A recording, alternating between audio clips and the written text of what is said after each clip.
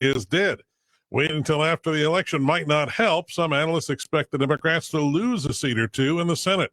Michael Harrington, SRN News. Jews around the world are preparing to celebrate the High Holy Days. Rosh Hashanah, the Jewish New Year, begins at sundown on Sunday and runs through Tuesday.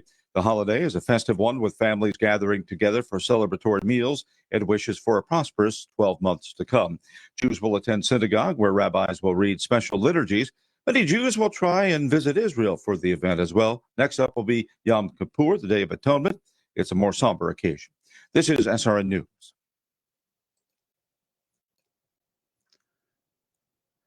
GM continues to go EV. General Motors will spend $760 million to renovate its transmission factory in Toledo, Ohio, so it can build drive lines for electric vehicles.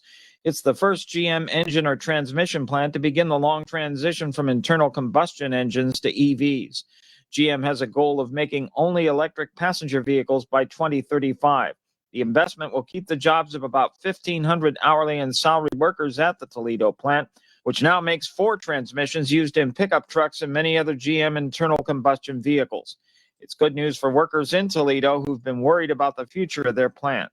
Keith Peters reporting. Admission to America's national parks and monuments is free today in celebration of National Public Lands Day.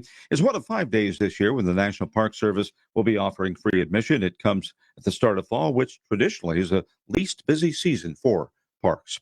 More of these stories at SRN. The following program is sponsored by the law offices of Patrick L. Smith. This is the Attorney Patrick Smith Show. Get ready with your legal questions and call Patrick now. 877-943-9673. Again, that's 877-943-9673. The law office is open. And now your host, Patrick Smith. Oh, hi there. Oh, hi there, and welcome to another edition of the Attorney Patrick Smith Show. I'm your host, Attorney Patrick Smith, and we will be with you for the next hour answering your legal questions. To be part of the program today, 877-943-9673. That's your live and local studio line to give us a call, open phone lines, and we always love to see who the first caller of the day is going to be to sort of kick off the show. 877-943-9673. You can give us a call now. We're live and local. Happy to help any way that we can. And you can always email your questions directly to me. That's Patrick at attorneypatricksmith.com. Patrick at attorneypatricksmith.com. And of course, I want to always encourage you to visit the website where you can submit email questions directly through the website. A lot of you taking advantage of that throughout the week, and we appreciate you visiting the website. We appreciate your feedback on the website. So that is attorneypatricksmith.com. attorneypatricksmith.com. It's your one-stop shop to listen to prior broadcast of the Attorney Patrick Smith Show. And in addition to that, you can submit your email questions, check out my bio, more information about me and the various office locations should you want to schedule your complimentary consultation. But we love talking to you live in studio, so we're here this Saturday morning. Give us a call, 877-943-9673. Open studio lines, 877-943-9673. The way the show works, for those of you new to the broadcast, because we have lots of newer stations out there, you call in with your legal question, and you and the rest of the listening audience, which there are lots of you out there, according to the number of emails we get throughout the week and the calls of the law office, you call in with your question, and we give the very best answer to you and the rest of the Attorney Patrick Smith Show family listening out there. So 877-943-9673. That's your number to call to get in line with your legal question, and we will give you the very best answer that we can live over the air. Again, that number, 877-943-9673. While we're waiting for the first calls to get screened by Brian, the call screener, I'm going to talk a little bit about estate planning, which is my day-to-day. I kind of touch on lots of practice areas and work with attorneys who do lots of different things, but if forced to say what area I practice most regularly, it's definitely estate planning, wills and trust, asset protection, probate and trust administration, things of that nature. So I was thinking, and I actually asked this last week by a client, great question. And the question was, what are the biggest mistakes that I see in estate planning? And I actually had to take a moment and kind of reflect on that. And I think I came down with two big ones. So I think the first big mistake that people make when it comes to their estate plan is not doing one. I think that, and the statistics sort of tell us this, I think the latest round said it's close to 70% of Floridians have no planning whatsoever. So that's the biggest mistake. And I've certainly got those cases going where, loved ones pass away, there's zero planning, and now there's chaos in the family because it's unclear who gets what, it's unclear who was supposed to be in charge. And of course, Florida, through our probate code, will fill in the gaps through what we call intestacy. And so I think that's number one, is people that don't do any planning at all. And I think the second biggest mistake that people make is they don't update the plans that they do have. And I've had those cases this past week where it was a situation where the plan was so old that it had almost been better to not have one at all than to have this old, outdated, archaic plan that had never been updated. So I think those are the two biggest mistakes I see are estates that, number one, don't do anything. There's no planning. And then number two, they've done it, but it's, 20 years old, never been revisited. So I think the second biggest mistake is not updating your estate plan. And you want to revisit that, and you want to revisit it for the point I'm about to make. So recently, many probate courts throughout the state of Florida have started using mandatory checklists. So if you're going through a probate right now and you're working with an attorney, you know about this. But for those of you not, judges on the probate case are required items they've recently added on the list is a question about, did the will direct the sale of the homestead property? Now, I'm not going to go back and do the two-part homestead special we've done previously, but as a reminder, homestead property in Florida under our state constitution, Article 10, Section 4, has special creditor protection status. And that means when you pass, the homestead property can pass to your lineal descendants under a case called Snyder v. Davis, where it passes free of any creditor claims. The reason why this checklist item is being added because they are taking away homestead protection for the wills that direct the property to be sold. Now, this is the second mistake sort of looming. For those out there who did wills years ago that had that direction in it, that do not visit to update, you may be potentially risking your homestead creditor protection. So you want to go back and sit down with your attorney and review your will to see whether or not it directs the sale of the homestead property upon your death. To be clear, the direct distribution to the beneficiaries, so long as they're lineal descendants, not an issue. It's specifically that provision in there that says the home shall be sold. That is what is costing a lot of these estates their homestead protection. And the leading case on that is In re Price, for those of you who like to look it up. And I know a lot of our listeners do like to look up the laws and the cases and the statutes that we cite. So I take time to mention them in case you do want to do that. It's In re Price, and the cases that lay out the lineal descendancy is Snyder v. Davis, if you want to take a look at that. So to give us a call on that, maybe you're in that spot. You have an old will and you have some questions about its sort of old or archaic provisions. You can give us a call, or any other legal question. 877-943-9673. Open studio lines. 877-943-9673. This is the Attorney Patrick Smith Show. We want to talk to you now. 877-439-9673, or email me, patrick@attorneypatricksmith.com. All right, let's go to Reginald in Tampa. Reginald, how are you today? Okay, sir. Hey, Reginald, what station you listening on? Station on 570. 570. All right. Well, we appreciate you listening. How can we help you today, Reginald? I was born in the bathroom, and I've been trying to get a birth certificate for years, and I can't. I need a lawyer or something to help me go to the judge or something and get it. Yeah. So you're born in Florida, correct? You're a Florida resident? Yes, sir. And you said, and I want to make sure I heard you correctly, you said you were born in a restroom? Yes, sir. All right. Well, it sounds like there's a longer story there, Reginald, and you don't have to share it on the air, but if it's a good story, you're welcome to share that story. Okay. Well, I was just trying to see how can I get it. I've been trying for years. Yeah. I think it's a matter of contacting an agency in Florida called the Bureau of Vital Statistics. Okay. This I talked is, to them, you've talked to them. Okay, go ahead. and they was like, they need so much. I bought school records, I bought all types of stuff, and they just still just hold me down. Like, won't help me.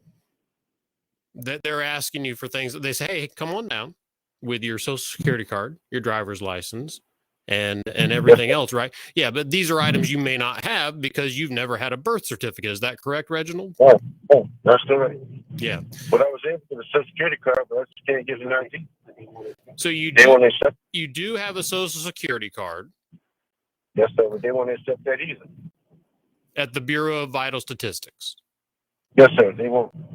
Okay, did they So it give wasn't for them. you, what did they give you a checklist, Reginald, of what they did want to see?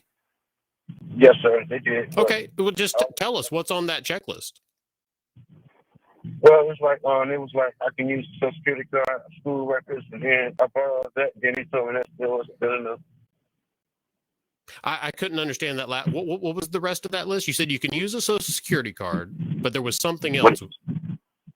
Well, they say I can bring a school record or Social Security card. I brought both of those, and they told me that still wasn't good enough.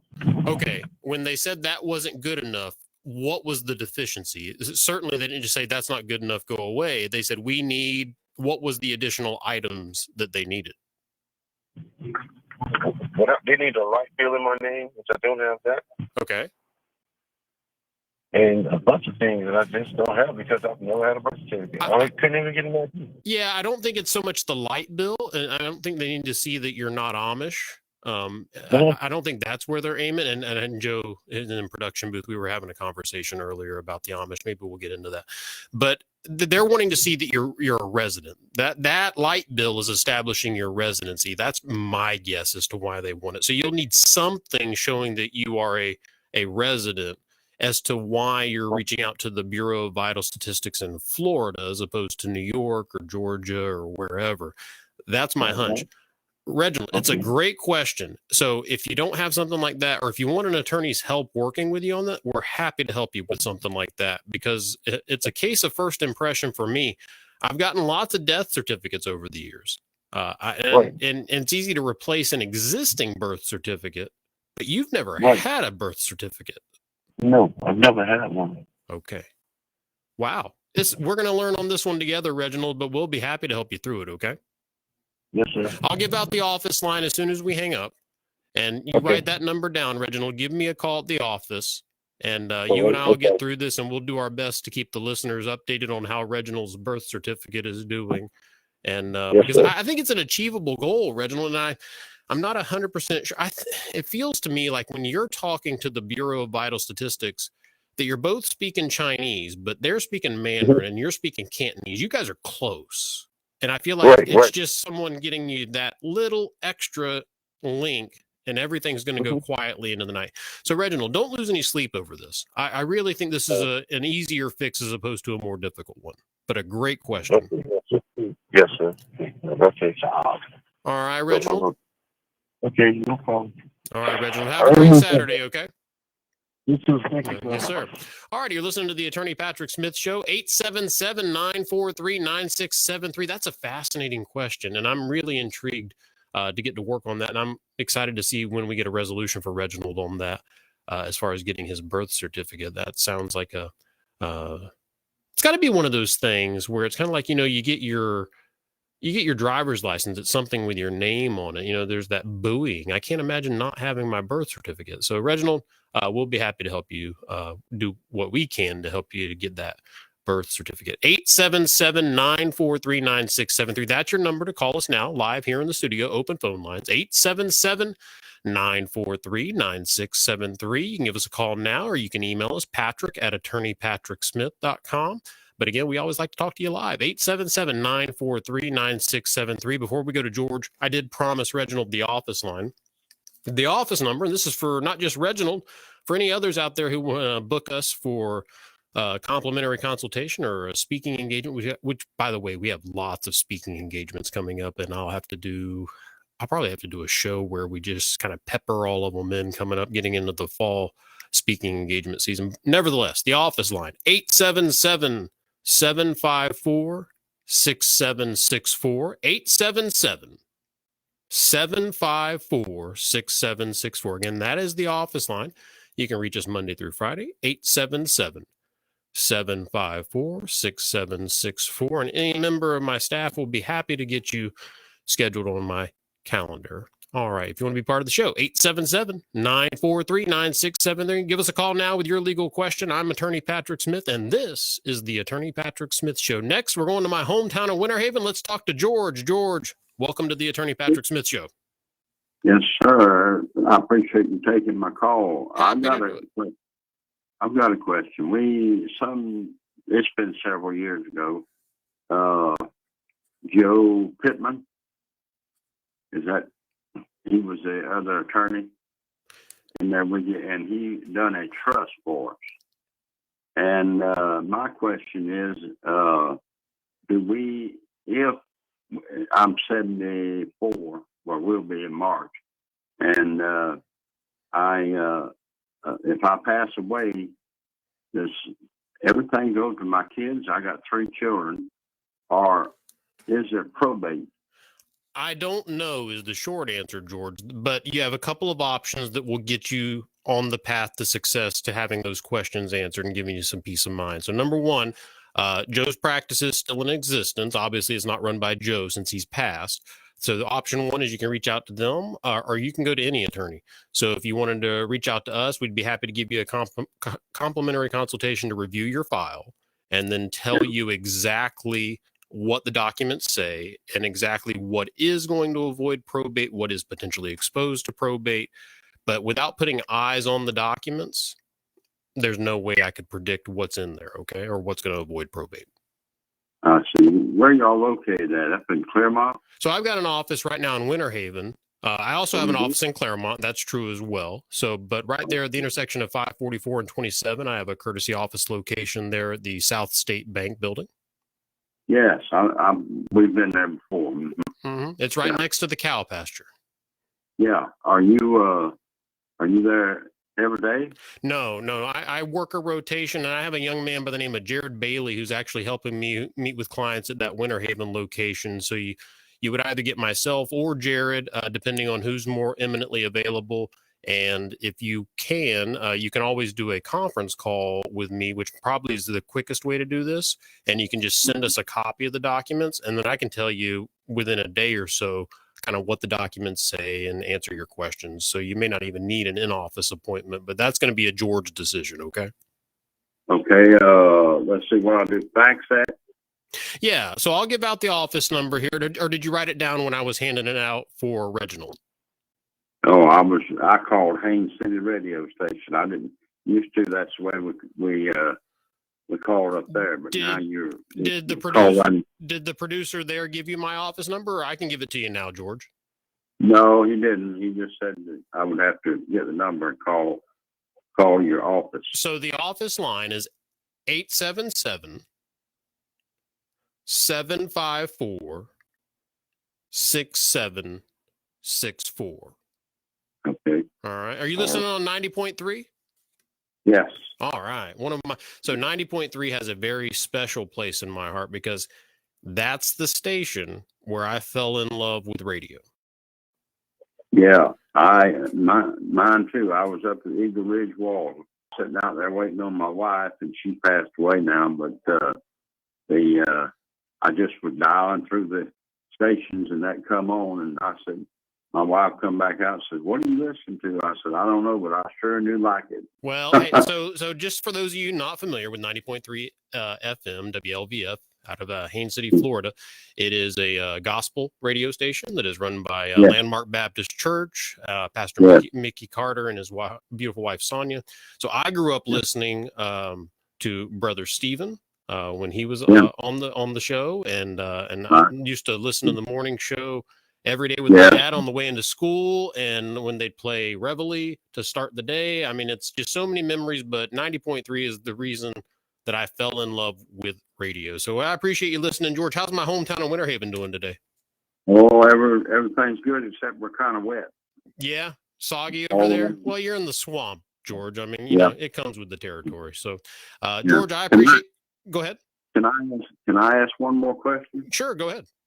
My friend Joe Pittman, what happened to him? I know he passed away, but I can't believe that. Yeah, so it's not really my place to go into details. I really wouldn't feel right about that, George. But yeah, so I will just say that he has passed and leave it at that.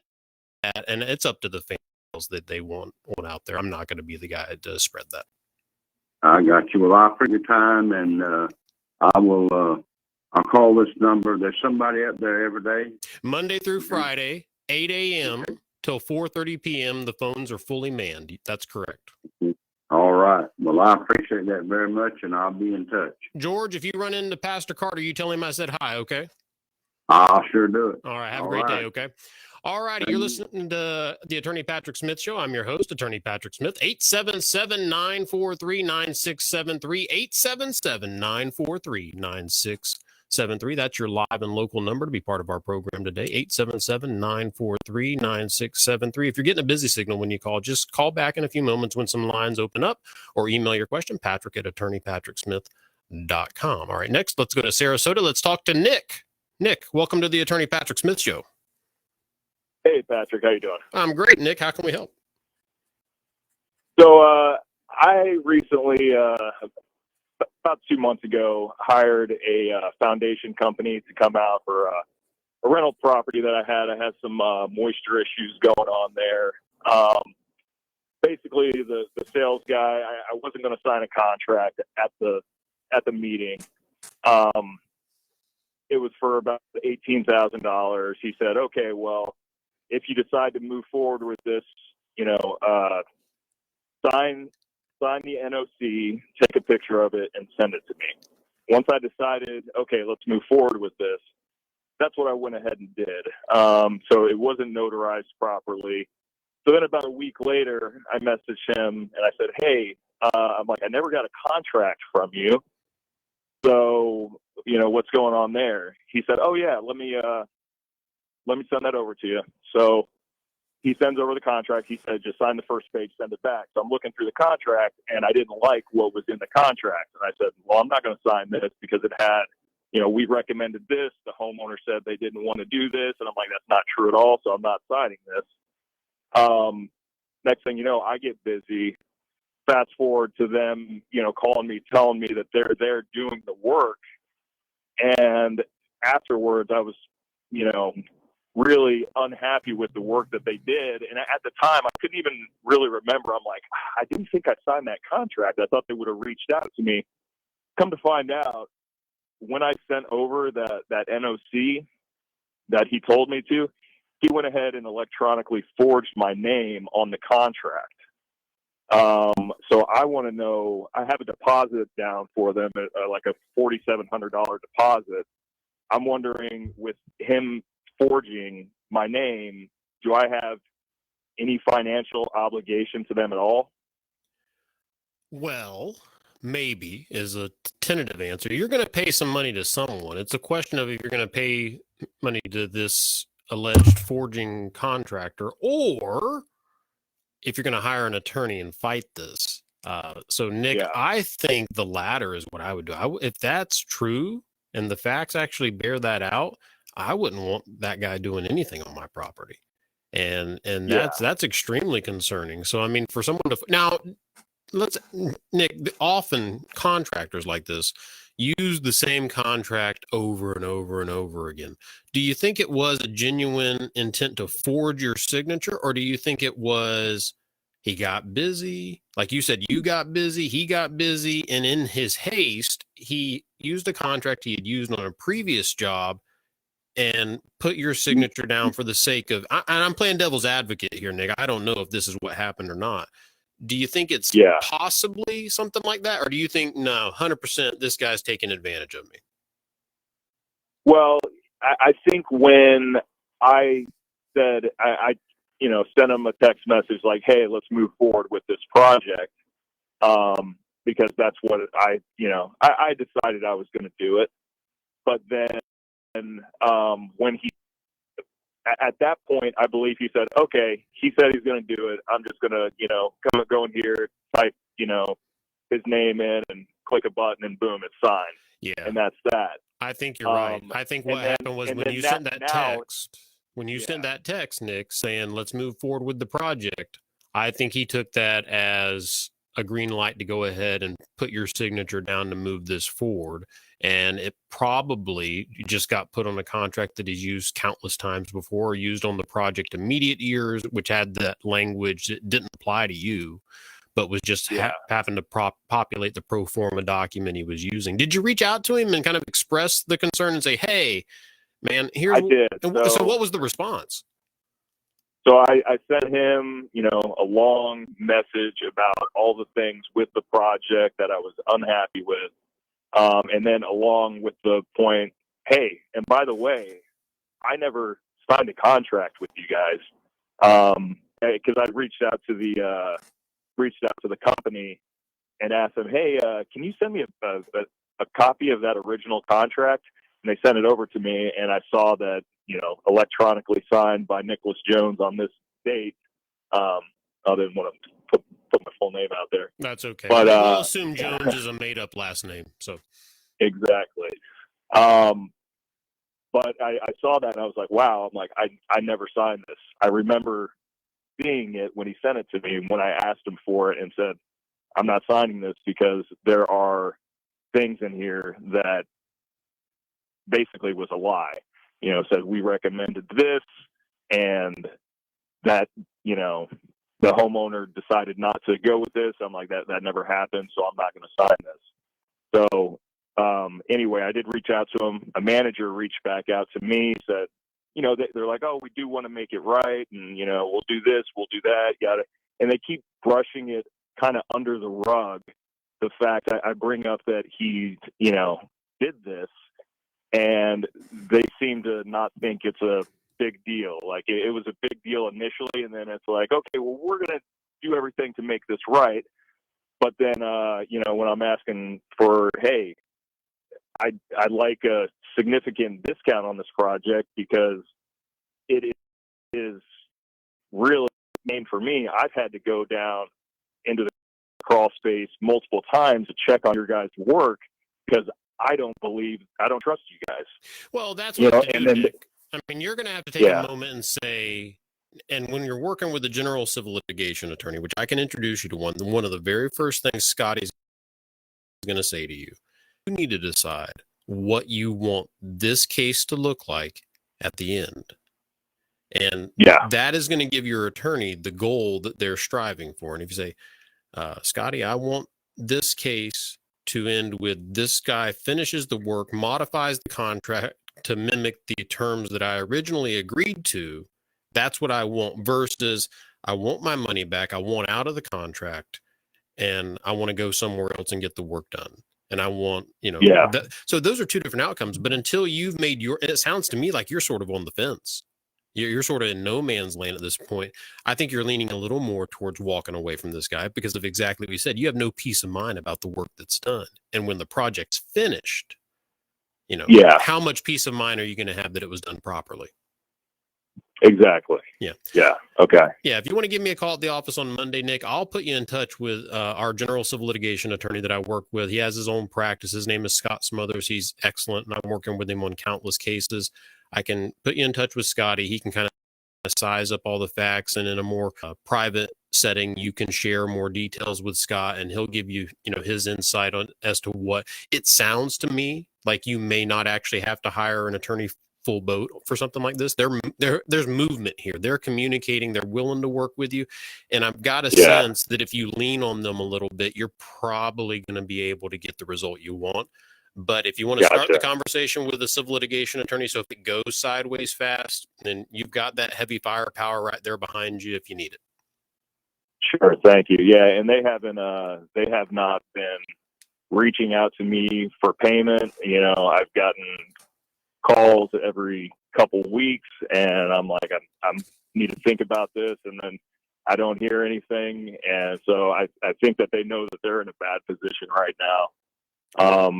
And aren't really pressing the issue. Well, not to mention, anytime you're doing any sort of, building project, or if you're doing some sort of remodeling project, there's an inherent amount of stress to that. My wife and I did a custom build of our home, and I thank God to this day for my wife taking the brunt of the stress of that project and me seeing about 1% of it.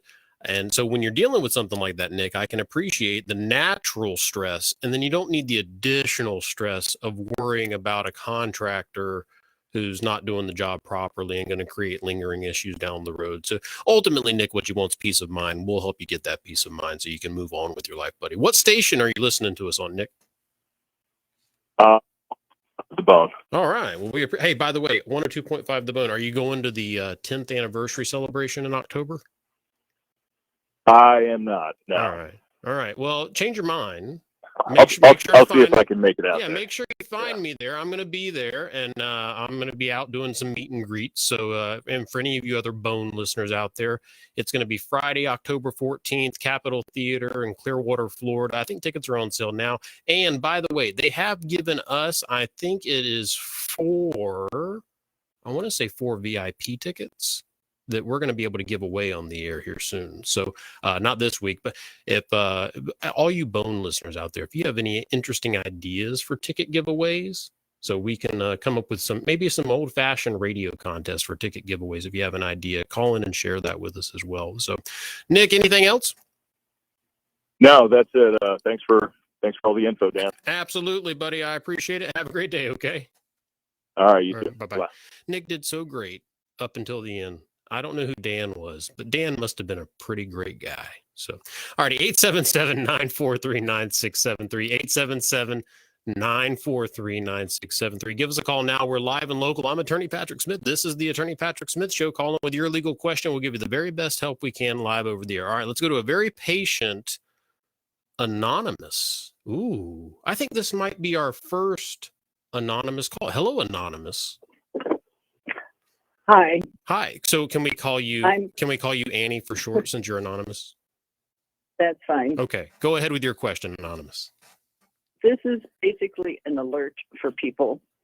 I had a return label that I took with my package to the UPS store yesterday. It contained 2 vinyl covers that were 6 or 7 pounds, which I didn't realize at the time. I just knew the package was too heavy for me to carry. So the UPS agent very nicely came out and took the package in, and also another box that had some stuffing things to go into the package. And I told him that I needed to be able to prove that I had these 2 items in the carton when it was shipped. Okay. So when we got into the store, he took all of the packaging stuff out and had me take a picture of the 2 covers that were in the box. Then he took the box to the back of the area and proceeded to stuff the box so that it was for packing.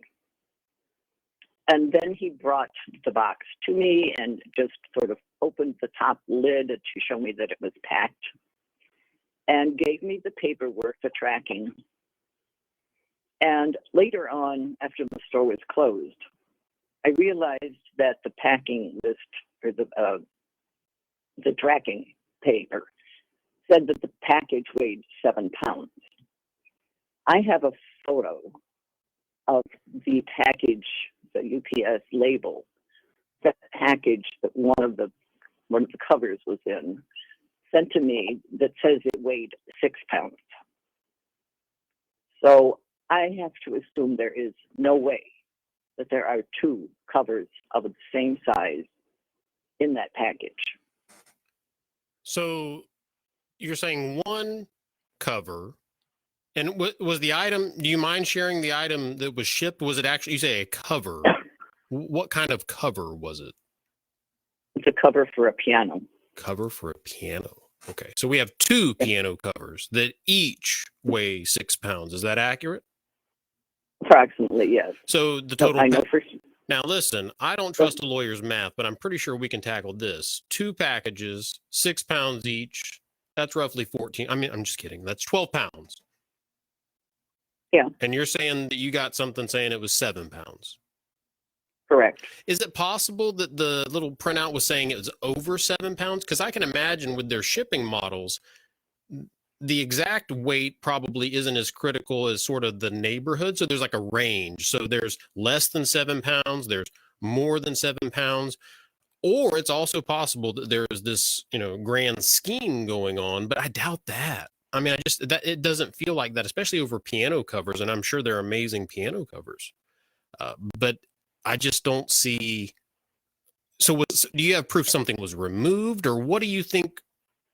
What's the suspicion here, Anonymous? My suspicion is that when he took the box, the shipping box, back to the back of the store where I couldn't really see what he was doing, that he removed one of them that was nicely folded and in a plastic container, as opposed to the second one, which was still in the box that it had been shipped in, and removed it.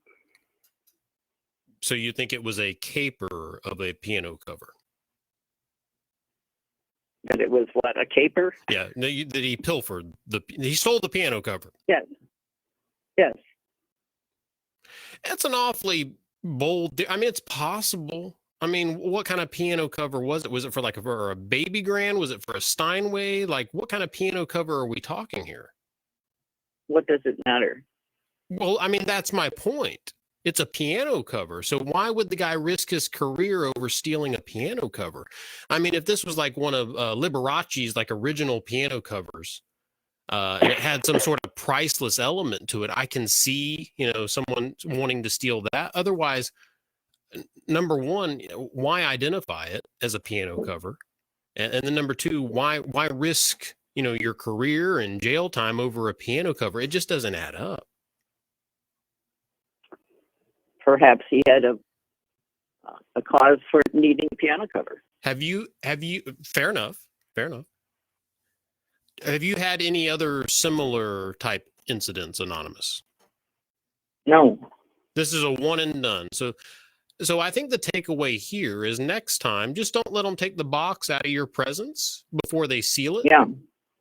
Right. And with all the pianos around, you can take a key. See what I did there? And you can lock it up. So piano key. Okay, never mind. All right. So anyway, yeah, I would just have the box secured before you hand it to them. And then maybe like seal it with the tape, maybe put your signature over the top of the seal or some sort of marking so that when they take it back and they bring it back, you can see whether or not the seal's been broken. I'm just trying to think of some way to give you some peace of mind, Anonymous, because I can tell it's got your anxiety at about an 11 over this. And it's not. Yeah. Yeah. So did they have sentimental value to you or something like that? No. Okay. No, they were just the one didn't fit, and the other arrived with contamination on the flannel material that was going to go on top of the piano. So these were contaminated. So these were products you had ordered and you were returning them, you said? Yes. Okay. Yeah, I think that's just the best way to protect yourself in the future if it's a precious item. And that's not a judgmental comment about the piano covers. If it's precious to you, Anonymous, it's precious, okay?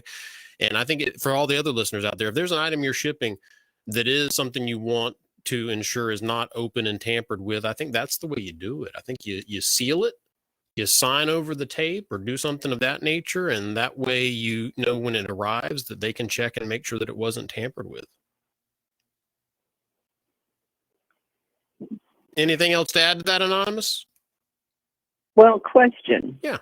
If I were to need to prove that there were two covers in it at the UPS store, that would mean I would not seal it before I took it there. Fair enough. But then I think you could go there unsealed, show them, hey, there's two covers in here, and tell them, look, for my own sanity and peace of mind, I'm going to seal it now and sign over the top of it. Now, if they have a problem with that, that's probably a red flag. I can't see most UPS stores having any issue with that. Yeah. Well, I think there'll probably end up being a dispute with UPS. Well, I hope that's not the case for your own sake, but I wish you the best. If something does come of this, or Anonymous, if this goes quietly into the night, either way, call back for a follow-up segment. I'd be curious to know how this ends. Okay. All right. Appreciate your help. Yes, Thank you. ma'am. Enjoy the rest of your... And by the way, Anonymous, what station are you listening on? 860. 860, the answer. We appreciate you so much. Enjoy the rest of your day, okay? Thank you. Yes, You ma'am. too. Bye-bye. All right, listen to the Attorney Patrick Smith Show, 877-943-9673 to be part of our show. This is the Attorney Patrick Smith Show, and I am your host, Attorney Patrick Smith. Call in now with your legal questions, 877-943-9673, or email me, patrick@attorneypatricksmith.com, but open phone lines, 877-943-9673. All right, let's go to Tampa. Let's talk to Miguel. Miguel, welcome to the Attorney Patrick Smith Show. How you doing? I'm great, Miguel. What station are you listening on? On the bone. All right. Miguel, are you going to the 10th anniversary celebration? I'm going to try to make it out, sir. All right. Well, make sure you find me and come over and shake my hand. I'll be out there, okay? All right, sounds good. All right, Miguel. Well, how can we help?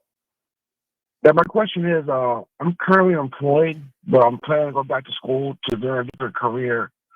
But if I get fired, am I allowed to collect unemployment benefits while attending school full time? That's a fantastic question. First of all, let me just congratulate you. That takes a lot of courage to walk away from a career to say, yeah, I'm going to go back to school and I'm going to do something to better myself. So good on you, Miguel, for doing that, first of all. Secondly, that's a great way to fill time because I don't know the answer to your question. But if you call me at the office during the week, I'll put you in touch with a labor law attorney who can give you an answer to that and tell you specifically what, if any, unemployment benefits and the duration, given the fact that you're going to be a full-time student as opposed to a potential employee. I know that there is some rule, and this is just from being on the periphery of labor law questions out there. You have to be, to get unemployment, I understand there's some requirement, and if you're a labor law attorney and you want to call in with the answer, feel free to call in and provide an assist. You have to be actively searching for new employment. And I think that may be what's going to torpedo Miguel, is the fact that you're not, because you're full-time in school. So how can you say you're actively pursuing work when you're not? Does that make sense? Yeah. Any other questions, Miguel? Oh, that'd be it, sir. Thank you. What are you going back to school for, if you don't mind sharing? Aviation. You're going to be a pilot? No, actually work on the aircraft. Okay. That's also cool. Did you go see like Top Gun Maverick and get inspired and be like, wow, I want to... No, but if there's also those that interested me for a very, very long time. Well, good for you. You only get one life and you might as well live it the way you want. So, Miguel, hey, good luck to you in school, buddy. All right, thank you, sir. All righty. Bye-bye. All righty, listen to the Attorney Patrick Smith Show, 877-943-9673, 877-943-9673. Give us a call now. Open studio lines. We'd love to talk to you. If you want to call us at the office during the week, again, for those of you who weren't with us at the top of the show, the office line to schedule your complimentary consultation or to schedule us to come out and speak to your club or group, 877-754-6764. Again, that office line, toll free throughout the state. 877-754-6764. Give that number a call Monday through Friday, 8 a.m. to 4:30 p.m. at 877-754-6764. And any member of the staff will be more than happy to help. You want to talk to us today, though, 877-943-9673, 877-943-9673. All right, let's go to Chris in Tampa. Chris, welcome to the Attorney Patrick Smith Show. Hi, Patrick. How you doing? Good. Is this Chris, our regular buddy, Chris? Boy, I don't want to be too regular. And Well, I think you're definitely beyond the 5-timers club at this point, Chris. I think this is probably your 6th or 7th. I'm not complaining, Chris, because, and so it's great that you called in, because Chris, when you call in,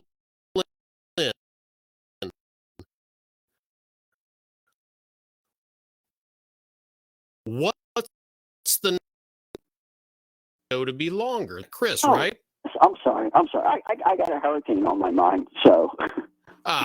We're days out, and I was born and raised in Florida. Hurricanes or thunderstorms, unless they're Category 5s, as far as I'm concerned. So, but I was in Philadelphia, and then they put the fear of God in you because you're north of the Mason-Dixon. I understand, Chris. This is that Chris, the one that wants us to extend the show, right?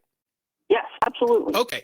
So I've actually got our Joe. I always forget your title. It's program director. Is it program director? It's actually operations manager program director. Oh, excuse me. Operations and program director, operations manager and program. So Chris, before we get to your question, Chris, and we do have a few minutes here left in the show, Joe, explain because a lot of people are asking for a longer show. They want us to add that second hour, but it's not like we get to just say, okay, we'll add 9 to 10.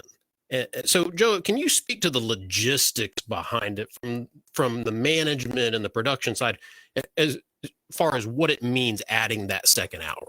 Well, there's two components to it. There's the there's the technical portion of it, yeah, and then there's also the scheduling portion of it. You know, so you're on right now currently all of our radio stations. So that's 860, 930, 570, and 910, along with the corresponding translators. We're also on 102.5 The Bone, also on Beasley Station. So all of those stations have their own schedules. And so in order to expand the program, there's that aspect of it, but then there's the aspect of, well, what do we do with the shows that are already on there? And right. all of them, like, for example, on our stations, we're going to have Dr. Michael Lang come on 860 here in a couple of minutes. Yep. And he's been on the radio for, 30 some odd years. So he's just getting started. I get it. Right. So it's kind of like, it's not so much that the technical portion of it is difficult, it's that we have to find the right platform for you to be on if you are going to be expanding. And that's the short version of it. And Joe and I have the same problem where if you give us a microphone, we will keep talking. So, but that was a great abbreviated explanation. So we are looking into it and working on it, Chris. So I know before you say it, just know that we are actively looking at it. It's a matter of making sure all 17 stations. What I want to avoid as the host is a situation where some of the stations are not going to be able to give us that 9 to 10 hour, and some stations are, and then we lose part of the listenership and kind of have this division. I don't want to do that. So, Chris, go ahead with your question. So I can stay optimistic then. And, I would stay optimistic. I just wouldn't expect anything as of next week. So, yes, I'm going to have a WGUL listener. So, well, we appreciate you listening on WGUL. You just made Joe Weaver's day. Oh, good. Go ahead, Chris. What's your question? Enjoyable. I met someone, and I just wanted to ask you. Hopefully, this is a simple question. A person is still married but separated for over a decade now, and has a child. Just to complete the information there, if he was to, would he be allowed to will a bank account and just some small possessions and other stuff to his siblings if he's still married but separated for over a decade now? Yeah, the separation, they're still married in Florida's eyes, I think. So at the end of the day, if they're not divorced, the spouse still has rights under 732-2035, which is our state spousal. Yeah, I'm sorry to interrupt you there, but I'm from Philadelphia. It's a Philadelphia thing. So then you gotta call a Philly lawyer. I've got a very good one we work with in Pennsylvania by the name of Stephanie Calagrides, and I'm happy to put you in touch with Stephanie so she can get you pointed in the right direction. Okay. I'll take your direction on the Florida thing. Just offhand, is he capable of doing that? Just in Florida, he could do it. Or since he's still married, did she get it all? In Florida, he could do it, and I'm going to have to let you go, Chris, because I got to wrap up the show here. In Florida, he could do it, pending that statutory infringement of the spouse's 30% elective share. Okay. Thank you, Patrick. Chris, appreciate you calling in. Thanks for being such a faithful listener. Okay. Be listening next week. All righty. We'll look forward to it. All righty. This is the Attorney Patrick Smith Show. Sheila in Winter Haven, just hold on the line. I'm going to talk to you after I wrap up the show, so don't go anywhere. And any of you other callers, just hold the line. I will get to you off the air. Want to wrap up the show. We lost a good one this week. One of our fine Pinellas County deputy sheriffs passed away. Cole Hartwick passed away at the age of 51 in the line of duty. And want to say a very special prayer to all the men and women of the Pinellas County Sheriff's Office and certainly the Hartwick family. So our thoughts and prayers are with you all. All right. And with that, we got a Gators football game to predict tonight. This afternoon, 3:30 Tennessee. Tennessee's favored. I get why they're favored. If they will play Anthony Richardson the way that they are meant to play Anthony Richardson and not try to make him a pocket passer, Florida could win this one. So that being said, I'm going to call it Florida 35, Tennessee 28. I think it's a high-scoring game, a lot of offense. I don't think either defense is that great. So that's my prediction for tonight's or this afternoon's game, Florida, Tennessee. Florida 35, Tennessee 28. So that's my prediction. Everyone will be back with you next week. I'm attorney Patrick Smith. Write this number down, 877-943-9673. Call us next week. Everyone have a great weekend. Stay safe. God bless, and go Gators.